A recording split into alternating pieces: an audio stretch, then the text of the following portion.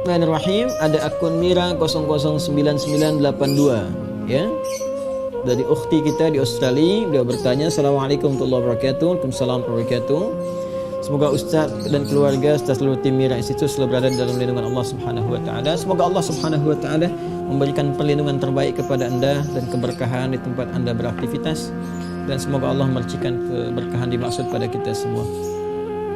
Baik, Ustaz izin bertanya, apabila di masa lalu pernah lalai dalam menjalankan solat, lupa ya beberapa kali, apakah wajib diganti ataukah cukup dengan bertaubat kepada Allah? Karena saya pernah mendengar tidak boleh melaksanakan solat sunnah sampai semua solat yang pernah ditinggalkan diganti. Tapi saya juga pernah mendengar cukup bertaubat kepada Allah dan berjanji tidak akan mengulangi lagi. Mohon bimbingannya Ustaz. Allah barik fi. Baik, seorang yang pernah bermaksiat apapun itu jenisnya, baik maksiatnya terkait dengan Allah, maksiat kepada Allah secara langsung ya, contoh diminta untuk beribadah, solat itu kan bagian pokok kepatuhan kita, bukti keimanan kita kepada Allah. Quran surah ke-20 Taha ayat ke-14 ya, solat itu bagian pokok pembuktian iman kita kepada Allah. Innani anallahu la ilaha illa ana fa'budni wa aqimis salata li dzikri. Aku adalah Allah, tak ada Tuhan yang layak dipertuhankan disembah selain aku, kata Allah, maka sembah aku ya. Bagaimana menyembahmu ya Allah? Wa aqimis salat, tunaikan salat ya, untuk mengingat aku, kata Allah. Quran surah ke-20 Taha ayat yang ke-14. Ada orang tak solat ya, tapi dia mengaku beriman, atau dia menunda-nunda solat ya, atau solat semahunya. Ada orang puasa Daud, dia solat Daud. Puasa Daud tu dia puasa Senin, Selasa dia rehat ya, Rabu dia puasa, Kamis dia rehat, tu puasa Daud. Ada ni orang solat Daud ya, subuh dia solat, zuhur tak. Asar dia solat, maghrib tak. Itu solat Daud. Itu tidak ada ya. Dia melakukan itu, dia maksiat pada Allah, maksiat dalam hal ibadah. Ada maksiat hakun adami ya, maksiat yang terjadi dari anggota-anggota tubuh pada soalan-soalan yang memang dilarang oleh Allah ya. Lisan cakap yang baik, dia bercakap tak baik, dia mencela orang lain, padahal Allah mengatakan ya ayyuhalladzina amanu la yaskhar qaumin qaum, hai orang-orang beriman, jangan saling mencela. Quran surah 49 ayat 11 ya. Dia mencela, dia bermaksiat. Semua jenis maksiat ni, baik terkait hubungan dengan Allah ibadah atau terkait dengan interaksi sosial dalam kemanusiaan, muamalah, itu cara mengobatinya untuk kembali pada jalur yang benar. Cara pertama adalah dengan bertobat. Quran surah keempat An-Nisa ayat 17. Quran surah keempat An-Nisa ayat 17. Innamat taubatu 'ala Allahi lilladzina ya'maluna as-su'a bijahalatin thumma yatubuna min qarib. Sungguh taubat yang diterima oleh Allah itu Subhanahu wa taala, taubat yang diterima oleh Allah itu Subhanahu wa taala adalah taubat dari perbuatan buruk, su. Ya, perbuatan buruk, su itu perbuatan yang menyalahi ketentuan Allah. Ya, diminta memandang yang baik, dia pandang yang tak baik. Diminta solat, dia tak solat. Itu perbuatan buruk. Dan sumbernya dari nafsu yang digoda oleh setan. Jadi perbuatan su itu sumbernya dari nafsu yang diprovokasi oleh setan, digoda oleh setan, dikuasai oleh setan. Itu ada di Quran surah ke-12 Yusuf ayat 53. Wa ma ubarri'un nafsi innan nafsa la'ammaratun bis-su illa ma rahima rabbi. Kita tak mampu menganggap diri kita suci karena ada nafsu yang masih diprovokasi, digoda oleh setan. Orang yang mengikuti godaan-godaan setan itu, was-was setan itu, maka nanti jiwanya akan mengikuti perintah setan, mengajak pada keburukan. Itu yang disebut dengan amarah bisu namanya. Ya, mata melihat yang buruk, su. Lisan cakap yang buruk, su. Telinga dengar yang buruk, su. Jamak dari su, sayyiat namanya. Bila banyak dikerjakan sayyiat. Allah itu punya sifat Rahman, punya sifat Rahim, yang tidak menginginkan hambanya pulang membawa maksiat. Kamu ini lahir bersih, bersih keadaannya, tampilannya bersih, tak ada dosa, tak ada keburukan, tak ada kotoran. Kenapa pulang kepada Allah jadi kotor? Kerana itu Allah tak berkehendak. Allah tidak berkehendak bila ada hamba satu pun pulang kepada Allah dalam keadaan maksiat, dalam keadaan kotor. Maka sepanjang dia hidup diberikan kesempatan untuk taubat. Taubat ini nanti yang berpeluang membersihkan kembali kotoran-kotoran dosa dan menyucikan jiwa-jiwa yang penuh dengan dosa-dosa. Ini taubat namanya. Nah, taubat itu nanti ada 3 turunan hukumnya. Ada 3. Satu, mengakui kesalahan. Salah ini. Jadi kalau kita sadar ya pernah salah, itu sudah sepertiga taubat. Dan itu mahal sekali. Hidayah Allah mahal sekali. Itu yang tak dipunyai oleh syaitan. Syaitan itu tak punya itu. Ya, karena sifat sombong, dia tahu Allah itu penerima taubat tapi tak mau taubat. Ketika diminta oleh Allah itu untuk taubat, diberikan isyarat tuh, dikonfirmasi, ditanya, "Ma mana'aka alla tasjud?"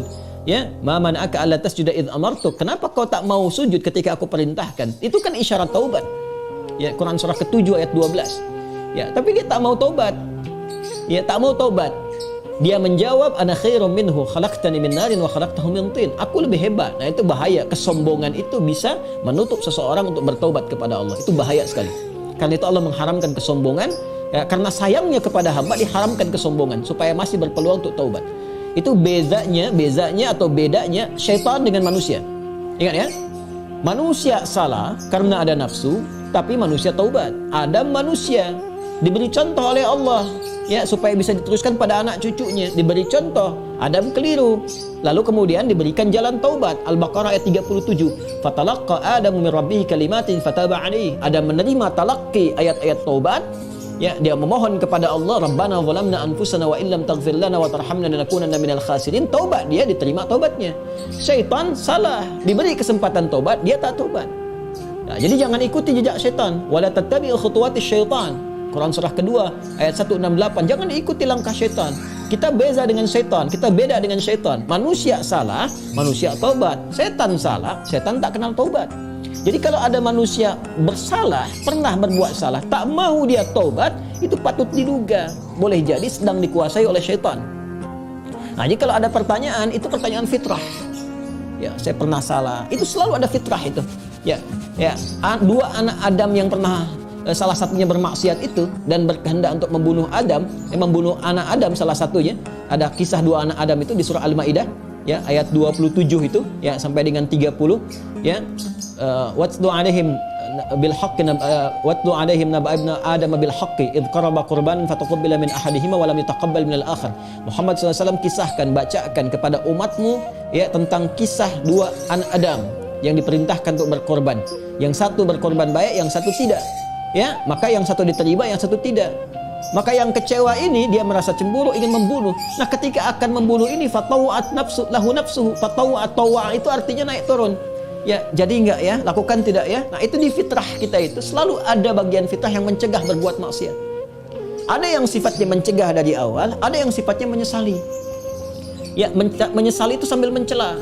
Kenapa tadi saya harus marah nih sama anak nih? Kenapa tadi saya harus mencela dia? Kenapa tadi harus saya cemberut? Kenapa tadi saya harus berkata yang kasar? Padahal saya bisa berkata yang lembut. Nah, itu ada penyesalan yang kedua sambil mencela diri. Nah, bagian yang kedua ini setelah tak mampu mencegah, dia menyesali, disebut lawam namanya. Sifatnya lawamah. Ya, makanya ada yang dikenal dengan nafsul lawamah. Diri, jiwa yang mencela. Kenapa melakukan itu? Nanti puncaknya terjadi di akhirat, saat kembali, saat hari kiamat. Ya, banyak orang menyesal, kenapa dulu tak begini? Kenapa dulu harus begitu?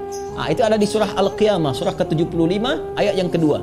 La uqsimu biyaumil qiyamah, wa la uqsimu bin nafsil lawamah. Ya, aku bersumpah, kata Allah, ya, ada di jiwa-jiwa itu sebetulnya yang menyesali perbuatan buruk itu kenapa terjadi. Nah, taubat itu karena harus membuktikan kesungguhan untuk berubah, itu harus menyentuh kepada jiwa yang terdalam tadi. Karena itu harus ada unsur pengakuan. Yang kedua, unsur penyesalan. Unsur pengakuan itu secara fitrah akan muncul dengan sendirinya. Karena itu kalau keluar dia di pernyataan, itu Masya Allah, itu sudah hidayah Allah yang sudah masuk ke dalam jiwa. Jangan tinggalkan, cepat ambil. Ya, siapapun pelaku maksiat akan ada bersitan, sekelebat dalam jiwanya itu berpikir, apa aku harus selalu begini gitu? Ya, mungkinkah aku berubah? Nah, kalau ada hal semacam itu sudah hidayah. Ya, kalau ada orang banyak berbuat maksiat pun kita sekelilingnya itu kita mendoakan, malam-malam kita sujud minta pada Allah supaya diberikan hidayah. Jangan-jangan dia itu ditempatkan jadi tetangga kerabat kita, berkehidupan dengan kita, supaya memang kita bisa mendoakan dia. Ya, bukan mengutukinya, mencelaknya, tidak. Mungkin supaya dengan adanya kita ini dia bisa melihat jadi wasilah hidayah dari Allah Subhanahu wa taala. Jadi pertanyaan semacam ini itu sudah sepertiga bagian dari karunia Allah. Selanjutnya apa? Sesali. Sesali itu. Jadi mengakui. Nah, ini sudah disampaikan. Kedua, menyesali. Menyesal itu sudah bagian perwujudan, ya, supaya kita bisa mengendalikan nafsul lawamah tadi, supaya tidak dibawa ke akhirat. Ya, jadi dengan menyesal itu nanti digugurkan oleh Allah hal-hal terkaitnya sehingga lapang hati kita. Ciri orang taubat itu, ya, kalau dia sudah bertobat mendekat kepada Allah, yang pertama diberikan oleh Allah kelapangan hatinya, ada ketenangan. Ya, yang tidak bisa dirasakan, ya, dengan bandingan-bandingan materi. Tidak sama dengan ketika diberi materi dunia, dikasih uang, ya, senang, bahagia, lapang. Dikasih kereta, bahasa Malaysia kereta, mobil, ya, atau fasilitas lain, senang, lapang. Taubat itu punya ciri sendiri, tak sama dengan kebahagiaan itu. Ya, dia ada menghunjam ke kedalaman hati itu, ada ketenangan, ya, ada kelapangan. Jadi begitu kita sujud, ya kan, kemudian kita minta ampun, mengakui, menyesali, air mata keluar, getaran itu yang menggerakkan jiwa. Nah, itu sudah menyentuh kepada hati. Ya, jadi ulama dahulu mengajarkan taubat itu sampai hatinya tersentuh. Ya, bukan taubat yang di lisan saja, saya taubat ya Allah, taubat ya Allah. Ya, taubat tuh mesti mampu melapangkan hati, jiwanya mesti tersentuh. Keadaan hati yang lapang, yang tersentuh sehingga menjadikan cawan hatinya terbuka, siap menerima perubahan, itu disebut nasuha namanya. Nasuha. Ya, karena itu pernah dengar nasihat. Saya mau minta nasihat dari Ustaz. Nasihat itu dari kata nasoha, sesuatu yang melapangkan. Karena kalau kita dengar nasihat, hati kita lebih lapang. Anda punya masalah, konsultasi, diberikan jawaban, hati lapang. Itu nasihat namanya. Ya, seakar dengan kata nasoha. Nasoha yansohu. Sifat keadaannya disebut nasuha. Karena itu kita mendengar ada ungkapan, istilah, bahkan diambil dari ayat-ayat yang sampai kepada kita, taubat nasuha. Ya kan? Taubat apa?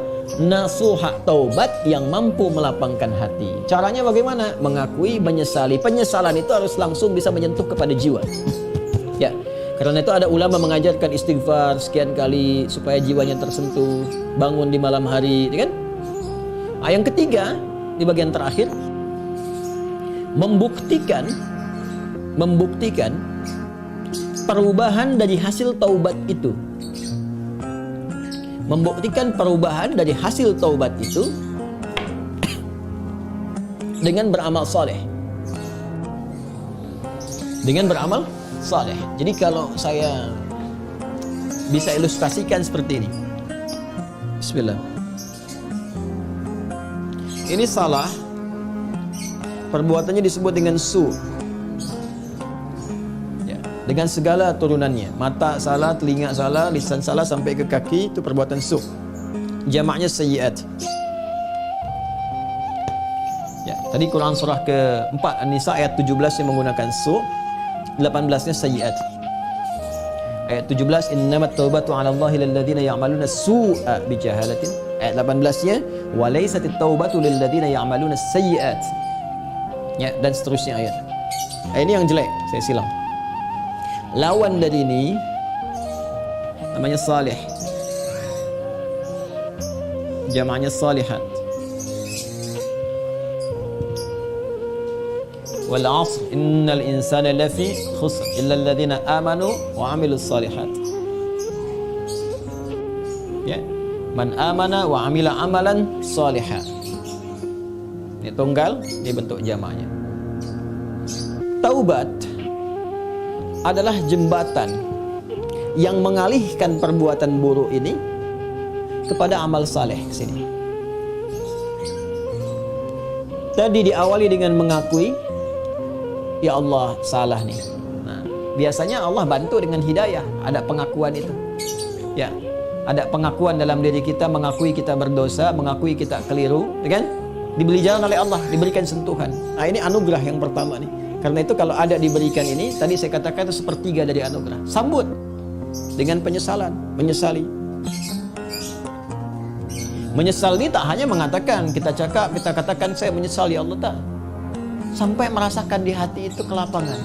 Itu disebut nasuha. Taubat nasuha, taubat yang melapangkan kepada jiwa, kepada hati. Ya, sampai merasa tenang, enak, kan? Mampu membezakan antara ini keliru, ini benar, kan? Kita menyesal, air mata keluar. Makanya Nabi pernah menyampaikan dalam kondisi seseorang itu, Masya Allah, kan? Dia dalam keadaan sunyi sendiri, lalu menetes air matanya karena merasa berdosa, ya. Menyesal dia, menetes air mata dalam kesendirian karena merasakan penyesalan dari dosa. Seketika Allah turunkan ampunan untuknya. Ya, itu banyak riwayat-riwayat yang sahih. Yang ketiga, membuktikan keberhasilan dari taubat ini dengan merubah ini yang yang sayyiat jadi saleh, salihat. Mengganti perbuatan buruk yang salah itu dengan amal yang saleh. Apa kaitan dengan pertanyaan tadi dari saudari kita yang dari Australia tadi? Ya, kaitannya adalah ini bentuknya seperti apa? Apakah harus sama dengan jenis kesalahan yang dilakukan atau berbeda? Yang penting amal soleh saja. Karena ayat-ayat Quran yang mengiringi ini sifatnya memberikan kata umum. Ya, faman taba wa aslaha. Siapa yang tobat wa aslaha. Kemudian dia memperbaiki diri. Aslaha itu kan berubah menjadi soleh. Aslaha yuslihu. Aslaha. Sebanyak ayat di Al-Quran tuh. Mentaba wa aslaha, taba wa aslaha. Dia taubat lalu dia buktikan ingin berubah jadi saleh, memperbaiki diri.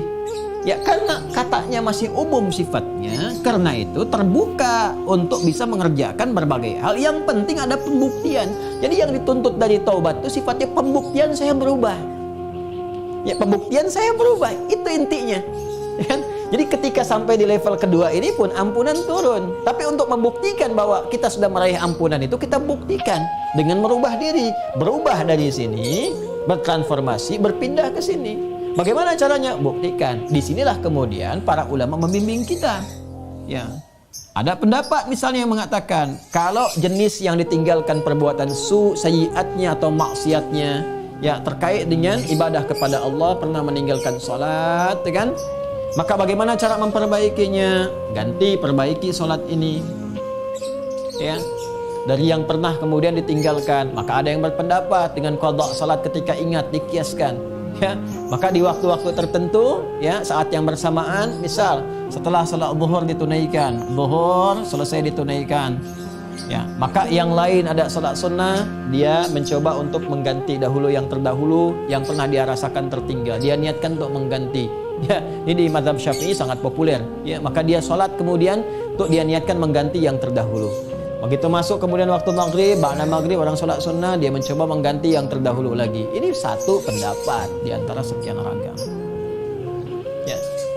Ada kedua yang berpendapat tak dibatasi dengan sholat ini saja. Ketika dia tobat, diterima tobatnya, diampuni. Kalau sudah ampun, turun ampunan Allah turun, diampuni, ya gugur yang kemarin itu, selesai. Tinggal dia buktikan memperbaiki. Bagaimana cara memperbaikinya? Ya, sesuai dengan keadaan dia yang baru. Kalau dia sudah kerjakan sholat zuhur, ya sudah, selesai sholatnya. Mengganti yang dulu-dulu, perbanyak amalan yang lainnya dengan sholat sunnah. Dia kejar qabliyah zuhurnya, dia kejar ba'diyah zuhurnya, kan, untuk membuktikan kepada Allah bahwa dia telah sungguh-sungguh berubah. Ya, ini hanya ragam saja bagaimana kita kemudian bisa memilih di antara ini, dan semua punya jalurnya yang dapat dipertanggungjawabkan secara syariat. Ya, jadi dipersilahkan Anda nyamannya mau yang mana yang dikerjakan, tapi hanya ingin menunjukkan ini ada perubahan dalam diri kita.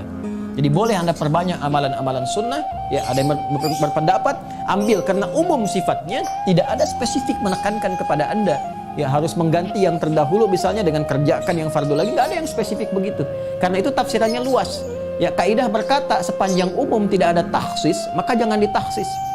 Jangan dikhususkan pada amalan tertentu. Jadi ambil yang paling ringan. Ya, kalau misalnya Anda ingin coba ganti dengan mengganti menggunakan yang sunnah, silahkan, babnya luas. Perbanyak ibadah sunnahnya, bangun malam tahajud, buktikan dalam kebaikan, dan seterusnya. Dan semoga dengan itu Allah Subhanahu wa taala ya memberikan ampunan kepada kita sampai kita kembali kepada Allah dalam kebaikan. Ini babnya. Jadi prinsipnya sebetulnya bukan persoalan apakah ganti menggunakan fardunya lagi atau cukupkan dengan yang sunnah saja, bukan itu persoalannya. Persoalannya sejatinya adalah bagaimana kita membuktikan kepada Allah kita berubah. Dan babnya luas. Ya, jadi kalau Anda kemudian ingin memperbanyak yang sunnah, silahkan perbanyak sunnahnya, tunjukkan merubah. Sedangkan yang kemarin sudah kita mohonkan kepada Allah, minta diampuni, terampuni. Ya, Allah berikan kepada kita diampuni dan seterusnya. Ya, jadi kalau Anda ingin pilih kemudian untuk mengulang kembali, dikiaskan sholat di saat ingatnya. Ya, orang lupa saat ingatnya, pada waktu ingatnya dia itu sholat. Ya, orang tertidur bangun saat bangunnya dia itu sholat. Misalnya ada orang tidur dari subuh, kemudian dari sebelum subuh dia tidur, bangun-bangun dia jam 10 misalnya kan, ya baru ingat dia belum sholat subuh, maka saat ingatnya itu dia kemudian menunaikan sholatnya. Nah, ini dikiaskan kepada keadaan seperti itu, ya kemudian dia tunaikan. Adapun orang-orang yang kemudian dia ingin memilih, saya ingin perbanyak yang sunnahnya saja, tak ada masalah, ya tak ada masalah. Ya, jadi silahkan perbanyak sholat sunnahnya, dan tidak ada satupun dalil yang spesifik mengatakan dilarang menunaikan sholat sunnah sebelum yang fardunya tercukupi dahulu. Kita pun tak tahu berapa fardu yang sudah tertinggal, bagaimana mencukupinya. Ya, jadi nggak ada dalil spesifik seperti itu. Yang ada adalah terbuka luas untuk kita beramal, membuktikan kesungguhan kita telah berubah. Wallahu ta'ala a'lam bis-shawab, dan semoga Allah menerima taubat yang kita mohonkan kepada Allah, dan tidak ada semua kita yang bebas dari kesalahan. Saya, Anda, kita pun pasti pernah berbuat salah, dan Allah sangat mencintai pelaku maksiat yang bertobat dibandingkan dengan seorang yang saleh yang tidak pernah merasa salah dalam kehidupannya. Wallahu ta'ala a'lam bis-shawab.